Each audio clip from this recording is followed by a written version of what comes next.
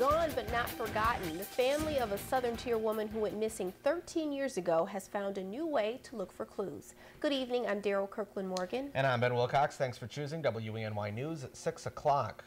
It's been over a decade since Michele Harris disappeared, and now her family is looking for new answers. Cayla Harris, the man accused of killing Michele and their 4 teenagers, announced a confidential tip line for people to come forward and help solve this case. WENY's Candace Cole has more. Cayla Harris and her 3 siblings, along with their father, a visibly emotional Calvin Harris, held a press conference here at the Treadway Inn in Owego. They say it's time for the truth about what happened to their mother, Michele Harris, 13 years ago. And that's exactly what investigators intend to find out with the help of their new confidential tip line. We need to know what really happened to our mother.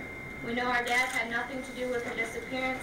We also know there are people out there with information who can help us get answers. No trace of Michele Harris has been seen since she went missing the morning of September 12, 2001. Her husband, Calvin Harris, has already been convicted twice for her murder in 2007 and in 2009. Both convictions were overturned, and Calvin Harris maintains his innocence. I did not have any involvement in Michele's disappearance. I would never hurt the mother of my children.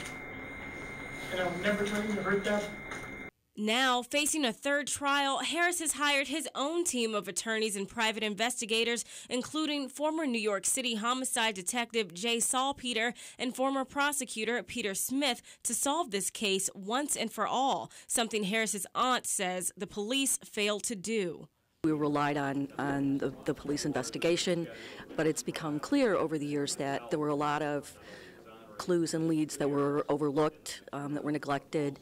Investigators say they've already gotten several calls to the tip line prior to Wednesday's press conference with new information and leads to hopefully put this cold case to rest.